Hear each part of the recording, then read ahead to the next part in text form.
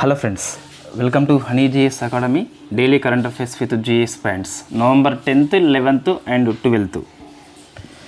So first November 10th చూస్తే world science day for peace and development అని చెప్పేసి ఈ శాంతి మరియు అభివృద్ధి కోసము సైన్స్ డే అని చెప్పేసి నవంబర్ 10th జరుపుకుంటాము. యునెస్కో జరుపుతుంది. థీమ్ ఏంటి అంటే trust, transformation and tomorrow the science we need for 2050 అని చెప్పేసి థీమ్ తీసుకోవడం జరిగింది. November 11th national education day, భారతదేశం యొక్క తొలి విద్యాశాఖ మంత్రి మౌలానా అబుల్ కలాం ఆజాద్ బర్త్డే కాబట్టి సో మన నవంబర్ 11th ఎడ్యుకేషన్ డేగా జరుపుకుంటాము. ఓకే, ఒకసారి ఇది మీరు ఆన్సర్ చేయండి. మౌలానా అబుల్ కలాం ఆజాద్ ఏ ఇయర్లో ఎక్కడ జరిగిన ఐఎన్సి సెషన్కి ప్రెసిడెన్సీ వహించాడు? ఇది వెరీ ఫేమస్ సమ్మిట్. ఎందుకంటే వయసు దృష్ట్యా ఈయన వెరీ ఫేమస్. ఎందుకోసం అని చెప్పేసి ఒకసారి మీరు ఆన్సర్ చేసే ప్రయత్నం చేయండి. అండ్ ఈరోజు వెరీ ఫేమస్ ఆర్టికల్స్ ఉన్నాయి, సబ్జెక్ట్ యొక్క కరెంట్ అఫైర్స్ ఉన్నాయి. ఇది సొసైటీ కిందకు వస్తుందండి. మీకు అస్సాం బహుభార్యత్వ నిషేధ బిల్లు 2025 అని చెప్పేసి క్యాబినెట్ ఆమోదించింది. అస్సాం యొక్క క్యాబినెట్ ఆమోదించింది. అది రాష్ట్రం యొక్క పరిధికి మాత్రమే వర్తింపజేస్తాం, ఇండియా మొత్తం కాదు. సో అందులో ఉన్న అంశాలు ఏంటని చెప్పేసి చూస్తే బహుభార్యత్వము నేరము. ఈ నేరం అనేది cognisable type, non bailable type అని చెప్పేసి పిలుస్తాం. అంటే తీవ్రత ఎక్కువ ఉన్న నేరం అని చెప్పేసి పిలుస్తాం. 7 years శిక్ష ఉంటుంది, ప్లస్ ఫైన్ కూడా ఉంటుంది. సో ఎవరైతే బాధితులు ఉన్నారో విక్టిమ్స్, వాళ్ళ కోసము ఒక సహాయ నిధిని ఏర్పాటు చేయడం జరుగుతుంది. అస్సాం మొత్తం వర్తింపజేస్తాం, కానీ కొన్ని ఎగ్జంప్షన్స్ ఉన్నాయి. అది 6th షెడ్యూల్ యొక్క ప్రాంతాలు ఏవైతే ఉన్నాయో, ఐ మీన్ ట్రైబల్ ఏరియా ఏదైతే ఉందో దానికి మాత్రం మనం మినహాయింపు చేస్తున్నాం. వై? బికాజ్ వాళ్ళ కస్టమ్స్ వేరే విధంగా ఉంటాయి కాబట్టి, వాళ్ళ కస్టమ్స్కి రాజ్యాంగ రక్షణ ఉంది కాబట్టి సో అస్సాంలో ఉన్న 6th షెడ్యూల్ని మినహాయించడం జరిగింది. సో మీకు సొసైటీ విషయంలో కొంత జిఎస్ ఇక్కడ కవర్ అవుతుంది, లేదా రివిజన్ అవుతుంది చదివిన వాళ్ళకి. గ్రూప్ 2లో ఏపీపీఎస్ వాళ్ళకి ప్రిలిమ్స్లో ఉంది, టీజీపీఎస్ వాళ్ళకి గ్రూప్ 2 సిలబస్లో ఉంది. సిలబస్ మారినప్పటికీ సొసైటీ ఉంటుందా అంటే ఉంటుంది అనే చెప్పాలి compulsory. So Hindu marriage act అని చెప్పేసి 1955 ఉంటుంది. హిందువులు అనగా భారతదేశం లోపల ఆర్టికల్ 25 సబ్ క్లాస్ బి ప్రకారం చూస్తే హిందూ, బౌద్ధ, జైన, సిక్కులు వస్తారు. వీళ్ళందరికీ కూడా బహుభార్యత్వం నిషేధము. There is no need to second wife అని చెప్పేసి ఎట్ ఏ టైంలో డైవర్స్ తీసుకొని అట్లా ఎంతమంది చేసుకోవచ్చు. ఇండియన్ క్రిస్టియన్ మ్యారేజ్ యాక్ట్ 1872 అని చెప్పేసి సెకండ్ వైఫ్ బ్యాన్ చేయడం జరిగింది. Parsi marriage and diverse act 1936 అని చెప్పేసి సెకండ్ వైఫ్ అలౌడ్ లేదు. ముస్లిం పర్సనల్ లా షరియత్ చట్టం అని చెప్పేసి పిలుస్తాం 1937. 4 భార్యలు ఇక్కడ ఒకేసారి కలిగి ఉండవచ్చు ఒక ముస్లిం అని చెప్పేసి. సో ఇది వివిధ మతాల్లో బహుభార్యత్వం గురించి మనకి జిఎస్ పర్పస్ కావచ్చు, లేకుంటే సొసైటీ పర్పస్ పనికి వస్తుంది. ఓన్లీ ముస్లింలో మాత్రం ఎట్ ఏ టైంలో 4 wives ఉండొచ్చు. In fact north, south, east, west ఇక్కడ హస్బెండ్ ఉంటే ఈ భార్య ఇటిగ్గి వీడు 4 ముక్కలు అయిపోతాడు. కాబట్టి జనరల్గా కలిగి ఉండరు. సో నెక్స్ట్ అండి, స్పేస్లో మీకు నవంబర్ 10th కదా. సో ఆదిత్య L1 యొక్క పెలోడు వార్తల్లో వచ్చింది. ఇది మనం రిపీటెడ్ ఆర్టికల్ అండి, మనం ఎప్పుడు డిస్కస్ చేసినాం, దాని యొక్క రిజల్ట్ ఇప్పుడు వచ్చింది. సో VGLC అని చెప్పేసి మనం డిస్కస్ చేసినాం. విజిబుల్ ఎమిషన్ లైన్ కరోనోగ్రాఫ్ అని చెప్పేసి పిలుస్తాం. విజిబుల్ ఎమిషన్ లైన్ కరోనోగ్రాఫ్ అని చెప్పేసి పిలుస్తాం. ఇది ఆదిత్య L1 యొక్క పెలోడు. ఇది ఏం గుర్తించింది అంటే తొలిసారిగా కరోనల్ మాస్ ఎజెక్షన్ని దృశ్యీకరించింది. విజిబుల్ లైట్ లోపల, దృశ్యకాంతి లోపల దృశ్యీకరించింది very first time. So visible emission line coronagraph అని చెప్పేసి ఆ పెలోడ్ గుర్తుపెట్టుకోవాలి. ఆదిత్య యొక్క వన్ ఆఫ్ ది పెలోడ్ ఇది. So coronal mass ejection means సౌర మంటలు లేదా సౌర జ్వాలలు, సౌర పవనాలు అని చెప్పేసి పిలుస్తాం. సో ఆదిత్య L1 ఏంటి మనం బొచ్చెడు సార్లు డిస్కస్ చేయడం జరిగింది. It is the first solar mission in India and second astronomy mission and third L1 వద్ద మోహరించబడ్డ ఉపగ్రహము. So L1, L2, L3, L4, L5 ఏంటి లాగ్రాంజ్ పాయింట్స్ అని చెప్పేసి పిలుస్తాం. విశ్వంలో కొన్ని చోట్ల ఈ భూమి యొక్క గురుత్వాకర్షణ సన్ యొక్క గురుత్వాకర్షణ రెండు సమానం ఉండటం వల్ల సో ఇన్ఫ్యాక్ట్ ఇది ఎర్త్ అనుకోండి, ఈ సన్ అనుకోండి, సో గ్రావిటీ ఫోర్స్ సేమ్ కాబట్టి రెండు ప్రయత్నం చేస్తాయి కాబట్టి స్టేబుల్గా ఉంటుంది. అటువంటి పాయింట్స్ కనుక్కుంది లాంగ్ రేంజ్వి కాబట్టి L1, L2, L3, L4, L5 అని చెప్పేసి పిలుస్తాం. L1 వద్ద మోహరించారు. భూమి నుంచి L1 ఎంత దూరం ఉందని చెప్పేసి అడిగితే 1.5 million kilometres. Group 1 prelims question ఇది.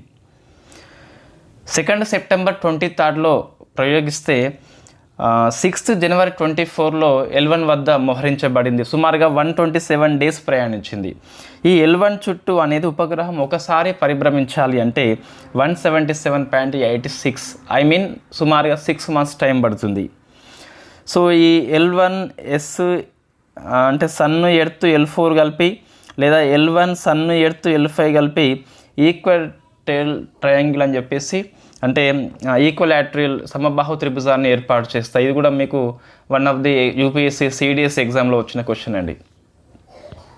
సో ఇక్కడ ఏం లేదు, అదైతే L1 యొక్క VELC పిలోడ్ ఏదైతే ఉందో అది ఈ సౌర పవనాలను తొలిసారిగా దృశ్యకాంతి లోపల చిత్రీకరించింది అట. మనం డిస్కస్ చేసిన ఆర్టికల్ అది.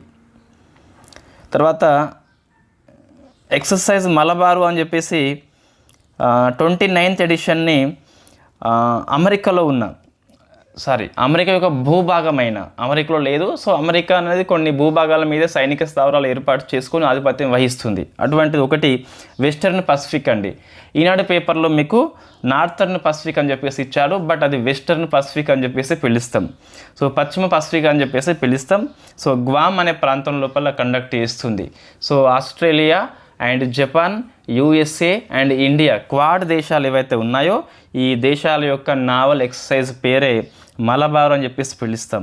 సో మిలాన్ వేర్ అండి, విశాఖపట్నం హోస్ట్ చేస్తుంది, అది మల్టీలాటరల్. మలబార్ కూడా మల్టీలాటరల్ కానీ 4 కంట్రీస్ అని చెప్పేసి స్పెసిఫిక్గా ఉంటాయి, క్వాడ్ దేశాలు అని చెప్పేసి పిలుస్తాం. వాస్తవంగా ఇది 1992లో ఇండియా ఉన్న America very first time conduct చేస్తాయి. 2015లో జపాన్, 2020లో ఆస్ట్రేలియా అని చెప్పేసి యాడ్ అయింది. ఇక్కడ మీకు కనిపిస్తలేదు, ఇక్కడ కనిపిస్తుంది. సో ఆస్ట్రేలియా అని చెప్పేసి యాడ్ అయింది. అయితే ఈసారి ఈ మనకు మలబార్ లోపల INC సహ్యాద్రి అని చెప్పేసి వన్ ఆఫ్ ది ఫ్రిగేట్ హాజరవుతుంది. ఇప్పుడు ఏం లేదు, మనం డిస్కస్ చేసినది ఏంటిది, మలబార్ అని చెప్పేసి గ్వామ్ అనే ప్రాంతం లోపల పశ్చిమ పసిఫిక్ లోపల అమెరికా హోస్ట్ చేస్తుంది. జపాన్, ఆస్ట్రేలియా, ఇండియా, అమెరికా అని చెప్పేసి 4 కంట్రీస్ పాల్గొంటాయి. కాబట్టి మల్టీలాటరల్ అని చెప్పేసి పిలవచ్చు. బహుళ దేశాలే కానీ బహుళ దేశాలు అంటే ఇక్కడ 4 అని చెప్పేసి పిలుస్తాం. నెక్స్ట్ మిత్రశక్తి అని చెప్పేసి ఇండియా శ్రీలంక మధ్య ఎక్సర్సైజ్ బెళగావి కర్ణాటక హోస్ట్ చేస్తుంది. It is the 11th edition అని చెప్పేసి పిలుస్తాం. మరి ఫ్యాక్ట్ క్వశ్చన్సే ఉన్నాయి ఈరోజు. సైన్స్ అండ్ టెక్నాలజీ అంటే ఇది మీ సిలబస్లో ఉన్నదండి. హెల్త్ ఇనిషియేటివ్ కిందికి వస్తుంది. ఇండియాస్ ఫస్ట్ ట్రైబల్ కోసమే అంకితం చేయబడ్డ జీనోమ్ ప్రాజెక్ట్ అని చెప్పేసి దీన్ని గుజరాత్ బయోటెక్నాలజీ రీసెర్చ్ సెంటర్ అనేది ప్రారంభించింది. అంటే గుజరాత్లో ఉన్న ఈ బయోటెక్నాలజీ రీసెర్చ్ సెంటర్ ఏదైతే ఉందో గిరిజనుల యొక్క DNA నమూనాలని ఆవిష్కరిస్తుంది. దీనివల్ల ఏమవుతుందంటే ఎక్కువ మంది ట్రైబల్ పీపుల్స్ ఈ తలసేమియా కావచ్చు, సికిల్ సెల్ ఎనిమియా కావచ్చు బాధపడుతున్నారు. దానికి కారణం ఏంటో వీళ్ళు గుర్తిస్తారు అన్నట్టు. సో దానికోసం అని చెప్పేసి ముఖ్యంగా పనికి వస్తుంది. గుజరాత్ యొక్క హెల్త్ ప్రొఫైల్ ఆవిష్కరణ అని చెప్పేసి చెప్పొచ్చు ఒక రకంగా దీన్ని మనం. నెక్స్ట్ పర్యావరణం లోపల ఇది వెరీ ఫేమస్ అండి. End the use of dental amalgam by 2034 అని చెప్పేసి ఈ డెంటల్ చికిత్స లోపల కొన్ని గ్యాప్స్ వస్తాయి మీకు పన్ను లోపల, దీన్ని పాదరసంతో నింపేస్తారు వైద్యులు. దీన్ని నింపకుండా 2034 వరకు బ్యాన్ చేయాలని చెప్పేసి COP6 అండి. COP6 అంటే మనకి మినెమేటా కన్వెన్షన్ మీద కాన్ఫరెన్స్ ఆఫ్ పార్టీస్. ఇప్పుడు మీకు బ్రెజిల్లో ఉన్న బెలంలో జరుగుతున్నటువంటిది అదేమో COP30. దేనికోసం అది మీకు క్లైమేట్ చేంజ్ కోసం అది. ఇదేమో మినిమేటా ఒప్పందం కోసం అని చెప్పేసి COP6. సో జెనీవా హోస్ట్ చేస్తుంది. ఈ సమ్మిట్ లోపల ఏం ఆమోదించారు అంటే ఈ పనుల లోపల పాదరసం నింపకుండా 2034 నాటికి పూర్తిగా బ్యాన్ చేయాలన్నట. మరి what is the Minamata convention అంటే ఈ పాదరసం ఫలితంగా మానవుల మీద ఎక్కువ ఫలితాలు వచ్చింది జపాన్లో మినిమేటా ప్రాంతం లోపల.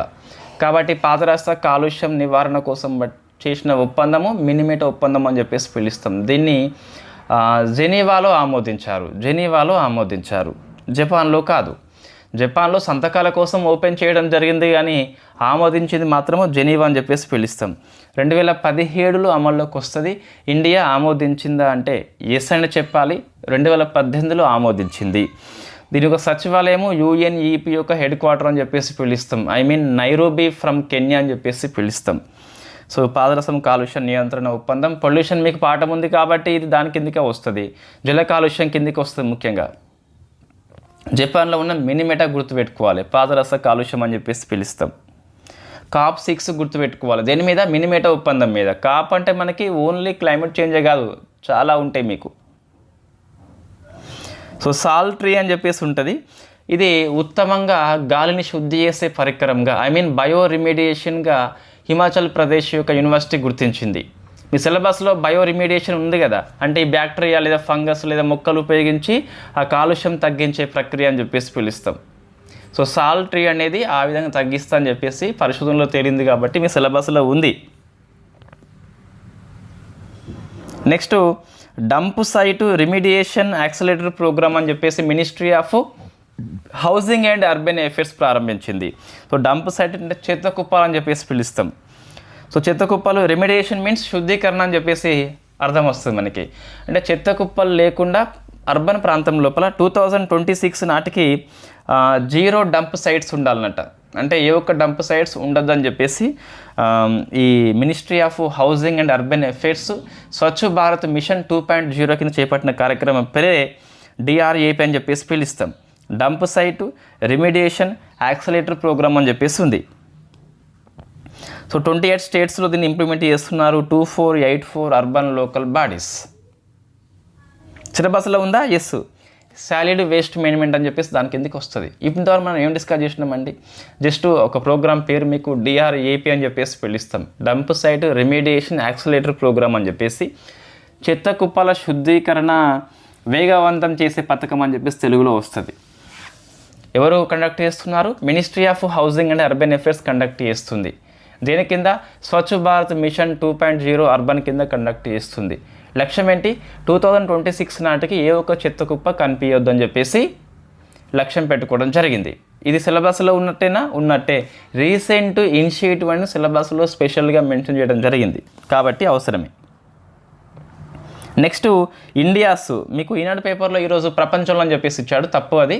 India's largest battery energy storage system అని చెప్పేసి గుజరాత్లో ఉన్న కాద్వా అనే ప్రాంతం లోపల ఆదాని గ్రూప్ స్టార్ట్ చేస్తుంది. 1126 మెగావాట్స్ అని చెప్పేసి నెక్స్ట్ ఇయర్ 2026 మార్చి నాటికి అందుబాటులోకి వస్తుందండి. భారతదేశంలో అతిపెద్ద బ్యాటరీ ఎనర్జీ స్టోరేజ్ సిస్టమ్. అంటే ఏంది ఇక్కడ? ఎనర్జీ అంటే మీకు కంప్లీట్గా అది రెన్యూవబుల్ ఎనర్జీ అని చెప్పేసి పిలుస్తాం. సోలార్ కావచ్చు, విండ్ కావచ్చు. దీన్ని ఒక బ్యాటరీ లోపల, అది మోస్ట్లీ లిథియం అయాన్ బ్యాటరీ అని చెప్పేసి ఉంటుంది. సో దీంట్లో స్టోరేజ్ చేస్తారు. ఇన్ఫ్యాక్ట్ మీకు విద్యుత్ యొక్క డిమాండ్ తక్కువగా ఉన్నప్పుడు స్టోరేజ్ చేస్తారు. పీక్ డిమాండ్ ఉన్నప్పుడు దీన్ని సరఫరా చేస్తారు. అంటే స్టోరేజ్ కోసం పనికి వస్తుంది అండ్ సరఫరా కోసం పనికి వస్తుంది. దీనివల్ల ఏమైందంటే మీకు ఈ గ్రిడ్స్ మీద ప్రెజర్ పడకుండా ఉంటుంది. హై డిమాండ్ ఉన్నప్పుడు సరఫరా చేస్తుంది, డిమాండ్ తక్కువ ఉన్నప్పుడు స్టోరేజ్ చేస్తుంది. 2 పనులు చేస్తుంది. అండ్ ఇది పర్యావరణంగా అనుకూలంగా ఉంటుంది. వై? బికాజ్ సౌరశక్తి, పవనశక్తి ఉపయోగిస్తున్నాం కాబట్టి. జనరల్లీ లిథియం అయాన్ బ్యాటరీ ఉపయోగిస్తారు. కొన్నిసార్లు సోడియం అయాన్ బ్యాటరీ ఉపయోగిస్తారు, బట్ అది ఖర్చుతో కూడుకున్న వ్యవహారం. అవార్డ్స్ అండి. ది బూకర్ ప్రైజ్ 25 అని చెప్పేసి డేవిడ్ సాలేకి వచ్చింది. ఇక జెడ్ సైలెంట్ అండి యాజ్ పర్ ఈనాడు పేపర్ చూస్తే. సో డేవిడ్కి వచ్చింది. హంగేరియన్ బ్రిటిష్ రచయిత. ఆయన పుస్తకం వచ్చేసి ఫ్లెష్ నవల. ఇది గుర్తుపెట్టుకోవాలి కొంచెం. అవార్డ్స్ అన్ని స్కిప్ చేయొద్దు, ఇది గుర్తుపెట్టుకోవాలి. సో డేవిడ్కి వచ్చింది అనుకోండి, హంగేరీ బ్రిటిష్ రచయిత. పుస్తకం పేరు ది ఫ్లెష్ అని చెప్పేసి పిలుస్తాం. షార్ట్ లిస్ట్లో మన పుస్తకం కూడా ఉన్నది, Kiran Desai. So the loneliness of Sonia and Sunny అని చెప్పేసి పుస్తకం పేరు. అంటే ఈ పుస్తకం కూడా మనం గుర్తుపెట్టుకోవాలి, ఇండియన్ కాబట్టి. రాలేదు బట్ మంచి ఆదరణ అయితే పొందింది. So book of prize means UK కావచ్చు, ఐర్లాండ్లో కావచ్చు ప్రింట్ అవ్వాలి, ఇంగ్లీష్లో రాయబడాలి కంపల్సరీ, అట్లయితేనే ఇస్తారండి. అదే ఇంటర్నేషనల్ బుక్ ఆఫ్ ప్రైజ్ మీకు మే మాసంలో వచ్చిందండి. బాను ముస్తకు హార్ట్ ల్యాంప్కి వచ్చింది. దీన్ని అనువదించింది దీపా బస్తే అని చెప్పేసి పిలుస్తాం. ఫస్ట్ మలయాళ పుస్తకం అది. ఇదేమో అనువాదం ఇస్తారు, అదేమో ఒరిజినల్ ఇంగ్లీష్లో ఉండాలి కంపల్సరీ. బూకర్ ప్రైజ్ వేరు, ఇంటర్నేషనల్ బూకర్ ప్రైజ్ అని చెప్పేసి వేరు. నెక్స్ట్ అపాయింట్మెంట్స్ అండి. సో షైకా నాజర్ అల్ నోవైస్ అని చెప్పేసి యూఎన్ టూరిజంకి నాయకత్వం వహించిన ఫస్ట్ మహిళ అండి. ఫస్ట్ అరబ్ వ్యక్తి అని చెప్పేసి చెప్పొచ్చు. యూఎన్ టూరిజం యొక్క సంస్థకి ప్రెసిడెన్సీ వహించిన ఫస్ట్ ఉమెన్ అని చెప్పేసి వచ్చింది.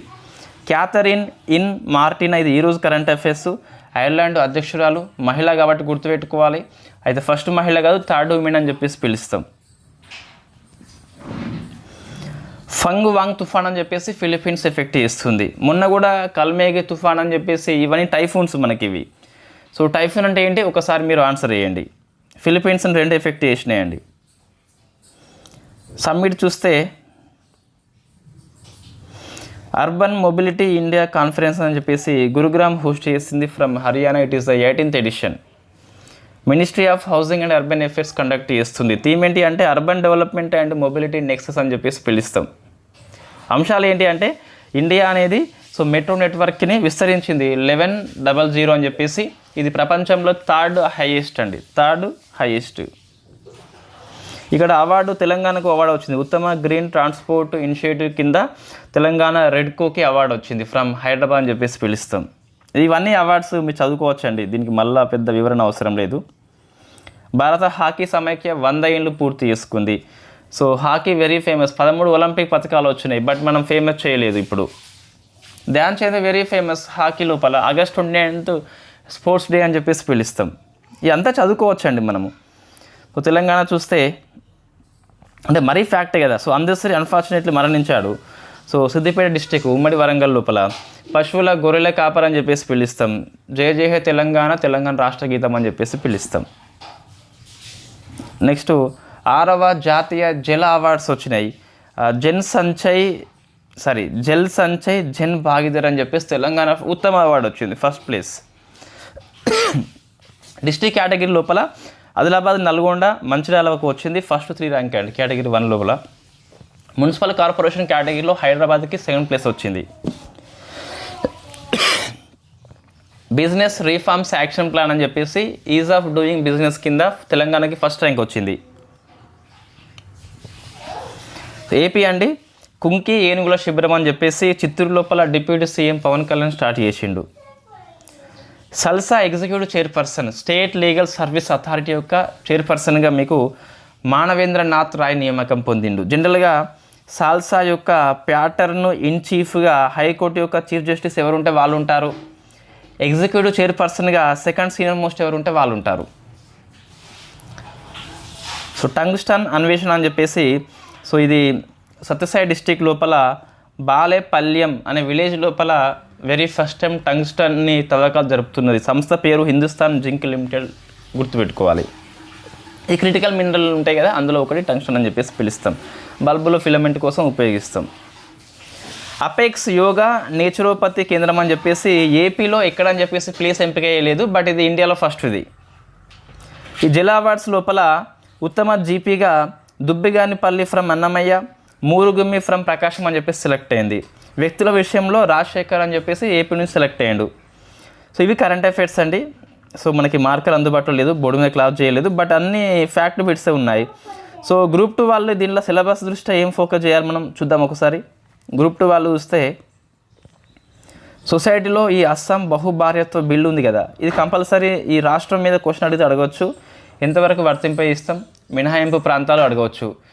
సో మీకు సొసైటీ లోపల ఏపీ తెలంగాణకు ఉంది కాబట్టి ఎక్కువ ఫోకస్ చేయండి. తర్వాత ఈ స్పేస్ విషయంలో ఆదిత్య L1 వచ్చేసి స్పేస్ సైన్స్ మిషన్ కిందకి వస్తుంది. ఇది కూడా వెరీ ఫేమస్ ఆర్టికల్, మనం డిస్కస్ చేసిన నెంబర్ ఆఫ్ టైమ్స్. డిఫెన్స్లో ఎక్సర్సైజ్ మలబారు అవసరమే, మిత్రశక్తి కూడా అవసరమే. ఎస్ఎన్టీలో ఈ గుజరాత్ బయోటెక్నాలజీ రీసెర్చ్ సెంటర్ యొక్క ఈ గిరిజన జీనోమ్ సీక్వెన్సింగ్ ఉంది కదా, అది వెరీ ఫేమస్, గుర్తుపెట్టుకోండి కంపల్సరీ. సో ఇది డెంటల్ అమగ్లము 2034 ఇయర్ గుర్తుపెట్టుకోవాలి. మినిమేట ఒప్పందం మీకు పొల్యూషన్ పాఠం ఉంది కాబట్టి అవసరం ఉంటుంది కంపల్సరీ.